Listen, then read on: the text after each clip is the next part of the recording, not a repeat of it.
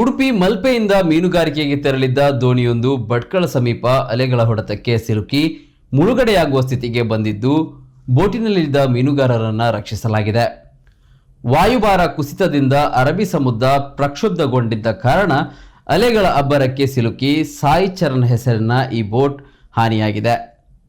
ಬೋಟ್ನ ಫ್ಯಾನಿಗೆ ಮೀನಿನ ಬಲೆ ಸಿಲುಕಿತ್ತು. ಹೀಗಾಗಿ ಮುಂದೆ ಸಾಗಲಾಗದೆ ಮುಳುಗುವ ಸ್ಥಿತಿಯಲ್ಲಿದ್ದ ಬೋಟನ್ನು ಭಟ್ಕಳದ ಇನ್ನೊಂದು ಮೀನುಗಾರಿಕಾ ಬೋಟ್ನವರು ರಕ್ಷಿಸಿ ಹಗ್ಗ ಕಟ್ಟಿ ಎಳೆದು ತರುತ್ತಿದ್ದರು. ಆದರೆ ತೀರಕ್ಕೆ ತಲುಪುವ ಮೊದಲೇ ಹಗ್ಗ ತುಂಡಾಗಿದ್ದರಿಂದ ಭಟ್ಕಳದ ಹೆಬಳೆ ಪಂಚಾಯತ್ನ ತೆಂಗಿನಗುಂಡಿ ವ್ಯಾಪ್ತಿಯ ಸಮುದ್ರ ತೀರದ ಕಲ್ಲಿನ ರಾಶಿಯಲ್ಲಿ ಬೋಟ್ ಸಿಲುಕಿಕೊಂಡಿದೆ. ಅಲೆಗಳ ಅಬ್ಬರ ಹೆಚ್ಚಾಗಿರುವುದರಿಂದ ಬೋಟನ್ನು ಹೊರತರಲಾಗದೆ ಅಲ್ಲಿಯೇ ಬಿಡಲಾಗಿದೆ. ಬೋಟ್ನಲ್ಲಿದ್ದ ಮೀನುಗಾರರು ಸುರಕ್ಷಿತವಾಗಿ ದಡ ಸೇರಿದ್ದಾರೆ.